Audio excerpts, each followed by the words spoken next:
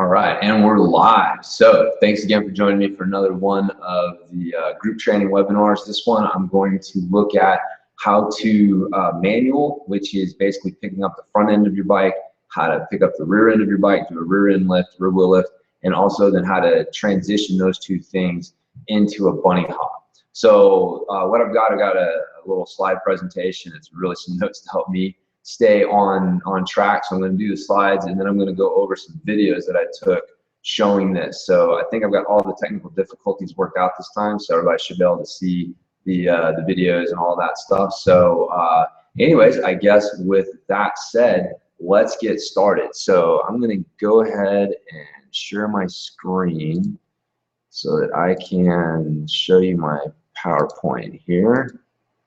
All right. And here we go. All right, manualing. So manualing is the ability to lift the front end of the bike in a way that allows you to stay balanced in the air for a moment or several minutes. We've all seen the people who can, manual and hold it for a long time. And while it looks great, I think that actually intimidates a lot of people. We think that that's what you need to be able to do to say that you manual, when really you just need to be able to achieve a moment of balance with that front end up in the air. And so when you pull back with your arms or you lean back with your shoulders, you start to move part of your body away from where you want to go. And so this is going to be fighting your forward momentum. And so that's one of the big problems that people have when they're trying to learn how to pick up the front end of their bike, is they'll use their arms, and so what you'll see is the hands and the elbows start to move backwards, or they'll use their shoulders. You'll hear the advice like, oh, get low and then drive your shoulders away from the handlebars, or reverse headbutt someone. That's a good or a popular cue for people trying to tell you how to manual. And that's a terrible cue, actually, because it's really teaching you to drive your momentum backwards when you want all of your momentum going forwards. And it's that when you start getting part of your momentum going opposite of the way that you want, that's where the imbalance comes from. And so if you try to use your arms to pick up the front end, it could come in and it's just going to go straight back down. There's no balance there. And same thing if you do the reverse headbutt, you're going to get the rear wheel or the front wheel up a little bit higher maybe, and you're going to look better. Your arms are going to be straight, and from the untrained eye, it's going to look like a better manual. But again, you're not going to be able to achieve that moment of balance that you need to, one, use the manual effectively on the trail, and two, be able to turn it into a bunny hop. And so manualing is all about pushing the bike in front of you, which means that you have to start in front of the bike. And this is a really important point, because again, this goes back to this idea that I've been talking about lately of why light hands, heavy feet is a bad cue for mountain biking. Because when you have light hands and heavy feet, it usually means that you have your weight on the back end of the bike. Either on top of the bikes, you have three spots you can be. You got your bike center of gravity, and then you got your center of gravity. And it all boils down to where is your center of gravity in relation to the bike's center of gravity. So you can either be behind it, you can be on top of it, or you can be on front of it. And if you have light hands and heavy feet, that means that you're either on top of it, or more than likely you're a little behind it. It's very hard to have any weight in front of the bike center of gravity and have light hands. And so you're gonna have to get away from this idea. Like, in fact, a lot of riding really boils down to learning how to use that front end, like get your weight in front of the bike center of gravity and use that position effectively, instead of always staying in the back behind the bike center of gravity, where that's your safety position, but you can't steer effectively. You start to lose your front brake, and you also can't manual. It's very hard to pick up the front end of the bike, because again, if manualing is about pushing the bike in front of you, then you can't push the bike in front of you if you are on top of or behind the bike. You have to be in front of the bike to do that. And so when I show you the video, I'll show you what I mean. But again, this idea of being able to get your weight in front of the bike and then push the bike in front of you is extremely important, because that's what you want to do, not use your arms or your shoulders to drive backwards. So your attack position will likely be the weak link in manualing. Your chin is going to be too far away from the stem, and or your weight is going to be too far back. So again, going back to what I was saying, we start to develop this riding style where we're afraid to put any weight or pressure on our hands. And it also feels safer to keep our weight behind the bike's center of gravity. And so we developed this riding style that actually makes it hard to do the manualing. And so your attack position, 9 times out of 10, if someone is struggling with manualing, is because their attack position is not where it needs to be. And so you want to really make sure you got that attack position dialed, because what will happen is you'll be in a good position, and then right before you start to move, right before you start to execute your manual, you'll move slightly back to what you're familiar with in your safety position, and you're screwed up, you're out of balance. And so, you got to get to where you can go from your good balanced attack position straight into the manual without any hiccups or hitches along the way, trying to revert back to something familiar. So that's the basic idea with the manual. Push the bike in front of you with your arms. You're going to straighten the arms, right? So a good manual is going to start with the arms. You're going to be a little bit in front of the bike. You're going to straighten the arms to push the bike in front of you. And then as the arms straighten, you're going to drive your feet into the pedals. You have to end your manuals with heavy feet. So you really got to drive those feet heavy into the bike. And that's what's going to really push the bike in front of you. So you're pushing in front with your arms, and then when your arms get fully extended, you really continue to drive your feet into the pedals. That continues to push the bike in front of you, and it's that pushing the bike in front of you that results in the front end coming up. So try not to let the shoulders just pop up. They will come up away from the handlebars, but it should be because the hips are driving forward. Remember, we don't want any backward momentum. So again, reverse headbutt, drive your shoulders away, all of those are bad cues. Those are coaching a symptom, not the cause. If your hips are driving forward and your core is connecting your shoulders to your hips, then your shoulders will come up. Now again, is there backward momentum being generated by that? Probably yes, but again, there's a big difference between the hips driving forward and that causing the shoulders to come up and away from the handlebars, and that's coming from the heavy feet at the end, versus you driving your shoulders away and not really using the hips at all. So the hips have to be driving forward. So you actually, if you're not trying to really, you don't have to get the shoulders up very high, unless you're trying to get the front end up really high for like a bunny hop or something like that. So again, just getting into the habit of every time you do a manual, just driving your shoulders as far away from the handlebars as you can is a bad habit, because you don't always have to do that. So that covers your manual. The rear wheel lift is a little bit different. So I'll tell you what I'm going to do is take a look at some videos right now. And so we're going to stop sharing the screen and come back. All right, so what we're going to do is, again, I'm going to go back and take a look at a video.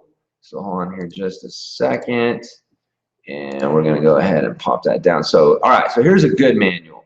Now, these videos, I looked at them a little bit earlier, and they're going to be a little slow motion as you guys are watching them, but that's fine.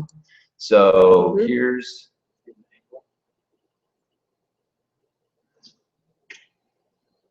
all right, so that's a good front wheel lift. Now again, let's break this down a little bit and take a look at what we're looking at. So right here, you'll see how far I'm in front of my bike. Like my butt is on top of, towards the front end of the saddle. My chin is in front of the stem. Now a balanced body position, you're gonna see more of the chin being over the stem and the butt further back. So I'm in my attack position, but you can see that I definitely have weight on my hands and I have my weight forward. And again, if you don't do that, if you don't have your weight forward, you can't push the bike in front of you.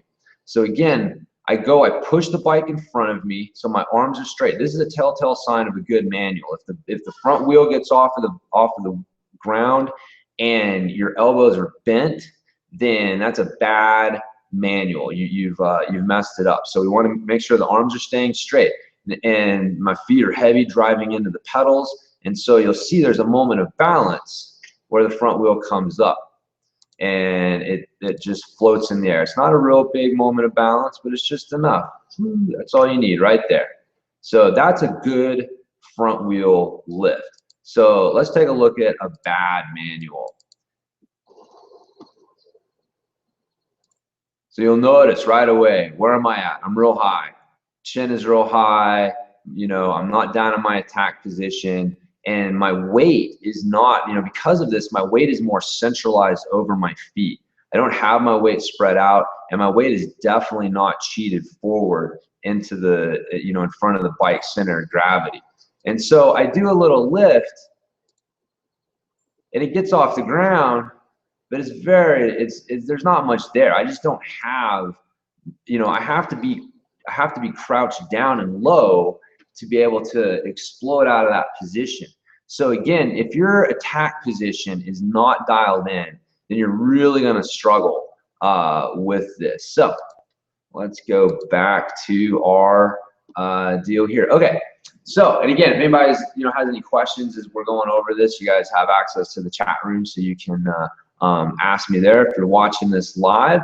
And so, cool. All right, what we're going to do now is go back to the PowerPoint presentation. So here we go. And boom. All right, I got to get past what we already did. All right, rear wheel lift. So lifting the rear wheel is about shifting your weight forward and rolling your wrists with your weight shift to bring the handlebars with you.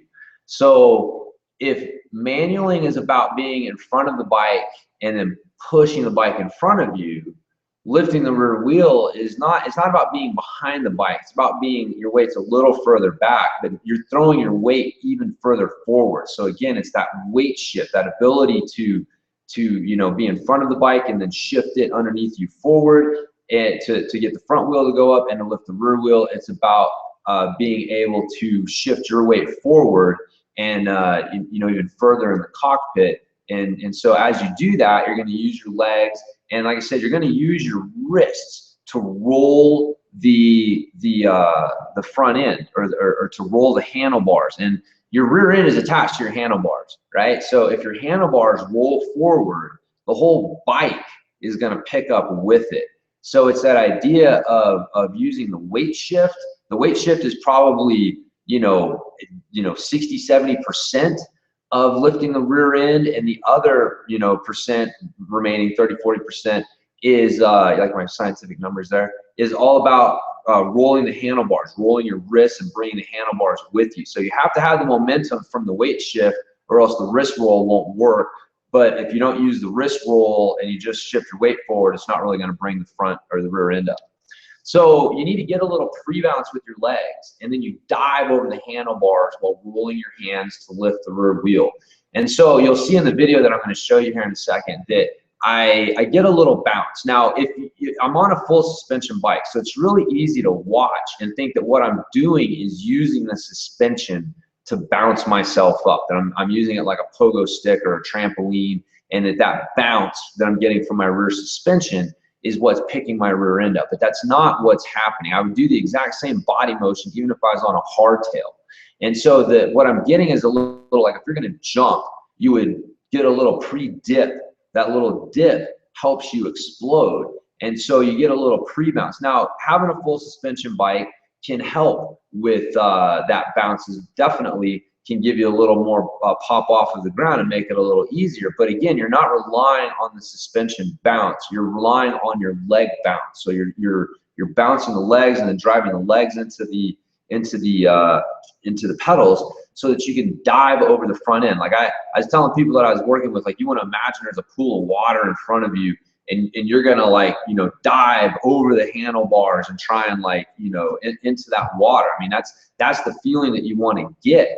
And so again, obviously you can take it too far and hurt yourself, but that's not it. But you got to really drive your weight forward to go too far. And remember, if you're lifting your rear wheel, it's because you want to drive your weight forward. You probably have your rear wheel about to hang up on something on the trail, which means that you need to really drive your weight forward to help get it up and over whatever that is. So, you know, this is all specific. Again, the idea of never driving your weight in front of your bike center of gravity, there are situations on the trail where it's needed, and this is one of those. And so another tip I like to tell people is think about throwing your elbows forward to roll your hands. where your elbows go, your hands will go. And so, let's see. Oh, last thing here. This is not a stoppie. Don't use your brakes. A stoppie is when you execute this technique, but you apply your front brake so that your front brake stops, and you keep coming up, and you hopefully you reach a little moment where you're balanced and on your front wheel, front wheel balance thing. So this is not a stoppie. Don't use your brakes at all. You don't want to be using your front brake or your rear brake for this. So again, some people have heard using your front brake can help. Yeah, it can help you get killed. Don't use it on this. So all right, let's take a look at our let's take a look at the rear wheel lift. So here we go. All right, so there it is. Let's break that down, right? So again, you'll notice right before I do it, I shift my weight back. See how I shifted my weight back? Now, see how my chin is over the stem and my butt is back, and I've dropped my butt down. So again, you'll see that I'm shifting my weight back as I'm getting ready to drive my legs in. So I'm using my legs here, and again, you'll see the rear end compress and then pop out, but you'll see that I'm driving off of my feet here, right? Like I am not using the suspension. The suspension at this point is still going down. I'm not using it to drive me up. See how I'm driving my shoulders forward, right? So again, if I was, if this was a pool of water, I mean, I'd be trying to like drive over. So again, you've seen how far my chin is in front of the stem. It started over the stem, and my butt started here, and I crouched down and then drove everything forward. My balance points are now way in front of the bike, and I'm driving my elbows forward. You'll notice how my elbows will come forward as I'm doing this, and all of that is what picks up the rear end of the bike. See how the elbows keep coming forward? Yep, and that's what drives the rear end up. So that's it. It's that ability to shift your weight back and load your legs, and then pounce forward, shift your weight forward while throwing the elbows forward and hanging on tight to the handlebars. So that's basically it. All right, so last one we're going to look at is bunny hopping, right? So let's get past all this stuff here. Bunny hopping. I only got 2 slides here. Bunny hopping. It's just combining the 2 movements. So if you notice, one of the movements is about pushing the bike in front of you, and the other movement is about throwing yourself in front of the bike. So it's just combining those 2 weight shifts together. So you push the bike in front of you, and you do your manual. And if you do a good manual, there's going to be that moment of balance. You use that moment of balance to then shift your weight forward and drive your weight forward and roll the elbows forward and lift the rear wheel. That's it. But you have to own both the front and the rear wheel lift or it won't work right. So again, if you don't have your manuals down, like you need to be able to, like 9 out of 10 times, you need to be able to get the front wheel off of the ground and feel like you've achieved that moment of balance and that you're doing it correctly. And same thing with the rear wheel lift. Once you get the rear wheel lift comes really fast. And so, but again, you need to be able to do it 9 out of 10 times and feel like you really did it great. And once you have it down at that point, now you can put the 2 things together. You do a manual and you throw your weight forward while rolling your elbows forward, and that will get you where you want to go. So, all right, let's take a look at the video for this. Boom, there you go. So you'll see, look at this, weights forward, right? This is what we talked about. I'm getting ready to do a manual. This is exactly the same position. My weight's really far forward so that I can then push the bike in front of me, right? So as I push the bike in front of me, that gets the front wheel up, and then I start to throw my weight forward. So as this rear wheel came up, like right here, I have my moment of balance. And so now I'm able to start throwing my weight forward. And again, you'll see my elbows are driving forward. And it's the elbows driving forward that pick up the rear wheel. Again, my feet, they're helping some, but they're really not. It's like 90%, 10%. So 90% of this is coming from the hands driving forward. And then there you go. That's how you execute your bunny hop. So again, it's that manual forward, push it in front of me, and then throw my weight back in front. So I start in front, I push the bike in front of me, then I throw myself back in front of the bike, throwing my elbows forward, and that takes care of it. So, all right.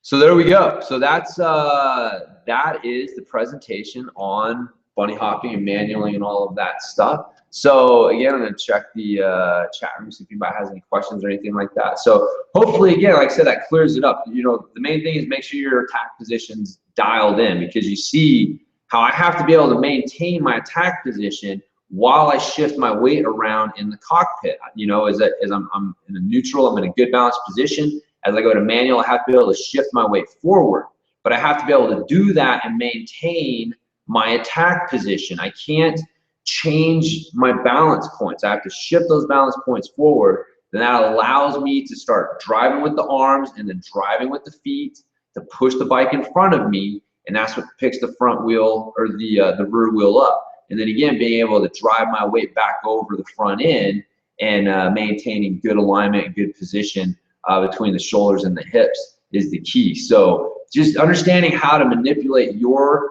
center of gravity and your balance points in relationship to your bike's balance points, that's it. All technical skills come down to that.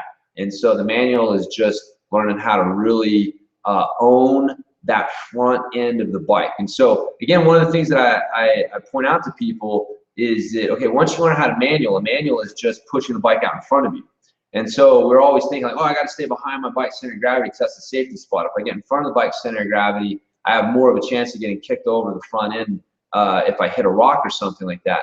But if you're already over the front end and you see the rock coming, because there's always the rocks you don't see, but they're going to get you anyways. But if you see the rock coming, it's very easy to push the bike in front of you to unweight the front end, get yourself back in that safety zone for a second, because that's what happens when you manual. You shift your weight back behind the bike's center of gravity, and so you're in that safety zone, and then you can pull it back in, and you're back in that more aggressive front position. So remember, you have to have weight on the front end to steer. You have to have weight on the front end to brake effectively. Your front brake is your strongest brake, and if you don't have any weight on it, then you're not going to be able to modulate and control your speed as effectively. So learning how to have weight on the front end is a very important part of learning how to ride your bike properly. And so learning how to manual and push the bike in front of you is an extremely important part of feeling safer when you're in that front position, because again, you understand how easy it is to just unweight that front end and get back into that safety zone whenever you need to. So cool. All right, I got a question that came in. Let's see here. You make the major force with the legs. Okay, so when you're pushing the bike, it's both. You need to use both your arms and your legs. A good manual is going to start with the arms and it's going to end with the feet. And so you're in your position and you're going to start. You have to start by pushing the bike in front of you. So again, you have to have weight. You're going to have weight on the palms, and you're going to drive your hands and your palms into the handlebars to push the bike in front of you. But then as the arms start to straighten and you reach that into motion, then you really drive the feet in heavy to the pedals. So they both work together. You initiate the move with the arms pushing forward, but you have to end with heavy feet driving into the pedals to do it. And so again, I'll show you. I'll go back to that video that I showed real quick, and I'll break it down, and you can kind of see where that is. So hold on here just a second. All right, so here's a good manual. And so again, you'll see right here, I'm way in front of the bike, right? My chin and my butt in relation to like a more neutral balanced position, I am forward. But like I was talking about, you'll see how my basic attack position has stayed the same. I've not changed, you know, much of this position. I've just shifted my weight forward. So again, you have to own your attack position. What happens a lot of times, people can't get into this position. They don't own the attack position to get their weight this far forward, and so they don't have anywhere to push the bike. And so what they'll do is they'll end up rising up and doing, you know, making more space here instead of, you know, pushing their face and their chin forward. But again, you'll see as I start to go into this, get this to go in the right direction. My arms, you see I'm actually like starting to gear up, you know, you see my elbows starting to get ready to drive in. And there they go. You can see my elbows that they're starting to come down because they're starting to screw in and drive into the handlebars. Yeah, there they go. And you can see them coming down and driving in.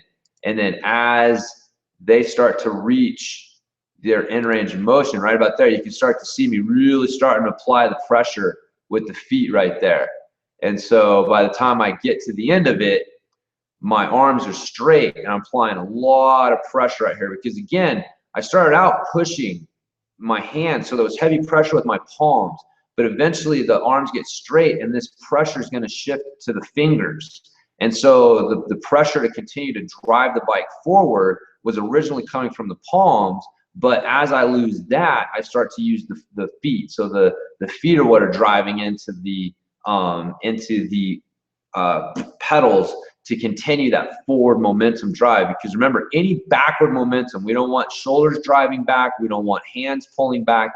Any backward momentum is going to disrupt this little delicate balance thing that's going on here, and get away from it being a manual and just being kind of that front end up and down thing that happens. So anyways, hopefully that clears that up. So again, if you watch it in action, you can see me really start to push with the arms, then the feet, and that's what we got going on. So here we go.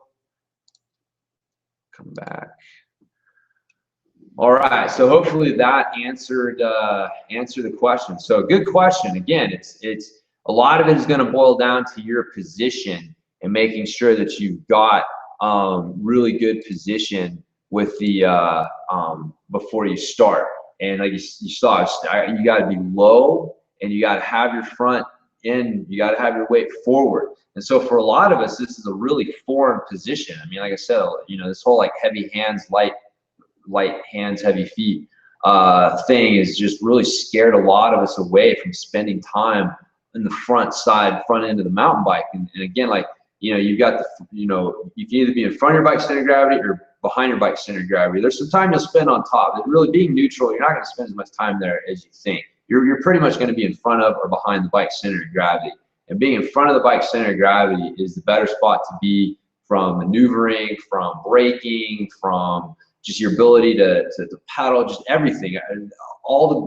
You're just such a better position when you have a little bit of weight in front of the bike and you're leading the action and the bike's following you, versus being in that safety position behind the bike center of gravity. But again, without this ability to manual and unweight the front end, and then also, you know, turn that into your rear wheel lift and your bunny hops, then it gets tough to do. So that's why it's such an important skill to learn on the trail. It just really help your efficiency, your cool factor, all those things like that. So, well, right on. Well, that's about it. I mean, as far as exercises and stuff go, I didn't really touch on that a whole lot in this. I mean, any sort of like explosive hip hinge. So your dumbbell cheek curl or your kettlebell swings. And so again, I'll just show you here real quick. So like a dumbbell cheek curl, where you get a couple of dumbbells. I like to do them kneeling because it really forces you to use the hips. You're keeping the arms glued to the side, so I'm not using my arms to do this. I'm using my hips, and I catch the weight at the top. So you'll see how my biceps stay next to my ribs the whole time. And so that makes sure I'm using my hips. But again, this idea of I'm not using my shoulders. I'm not using my shoulders to lean back. I'm using my hips to push forward. But because I have a strong connection between my shoulder and my hips through my core, my hips can't move without my shoulders also moving. But again, you'll see my shoulders aren't moving backwards. They're moving up. So again, that idea of like, I don't want any backward momentum when I'm trying to do a manual. If I'm in my manual and at any point I start to drive my shoulders backwards, I'm fighting myself. I need to drive the hips forward and the shoulders. If they go anywhere, they're coming more up. And it looks like they're coming away from the handlebars because the handlebars are pushing away from me. But I'm not, like the handlebars aren't staying here and then I'm coming away from them here. I'm coming up and the handlebars are pushing away from me, and that gives the illusion of my shoulders coming away from the handlebars. But they're not, they're just coming up and the bike's being pushed in front of me. So again, all of that momentum is going forward with a little bit of momentum coming up from the shoulders, but I'm not using my elbows to pull back and I'm not using my shoulders to go back, because that backward momentum is what's going to kill your balance in the air.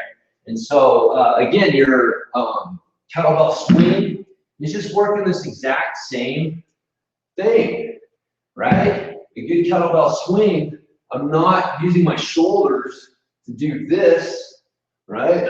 I'm not using my arms, I'm using my hips. My hips drive forward, my shoulders come up. There's no backward momentum with this movement at all, except for when I'm, pushing my butt back to preload. But the, again, the movement itself, when I'm going for the move, is all forward. So making sure the hips are driving forward, staying connected, and that's driving the shoulders up. So that's why that explosive hip hinge, your dumbbell cheek curls, and your got my ball back here. Your dumbbell cheek curls and your swings. Why those things help? Why I talk about them helping with your manuals and stuff like that is because they reinforce that explosive hip hinge that you need to drive your feet into the pedals, and your hips open up, your hips hinge, and that hinging is what causes the shoulders to move, not driving the thing from the shoulders. So so cool. Well, there you go. I guess that's about it. I don't see any more questions. So hopefully I've done a pretty good job of explaining what I'm talking about here. But just get out and just take a little 2x4 and put it out in your driveway, and just find a piece of scrap wood and just practice this, and then get out in the driveway and then just practice doing your front wheel lift and then your rear wheel lift. Practice the timing, because that's what you need on the trail, is that ability to time to get that front end up. And so just doing something simple like that, and then once you can go front wheel, rear wheel real effectively, and you're able, again, like 9 times out of 10, pull those off back to back, then you can start going front wheel, rear wheel, oh, there's a bunny hop. So, and it'll just happen like that. So there you go, give you the tools. So again, I hope you guys have enjoyed this, another good webinar. I really enjoyed doing these things. And so again, you guys got any suggestions for future ones, let me know. But I'm gonna wrap this one up. I'm gonna get on with the rest of my day and let you guys get out there and practice your manuals and rear wheel lifts and bunny hops. So, all right, appreciate it, and I'll talk to you guys on the forum.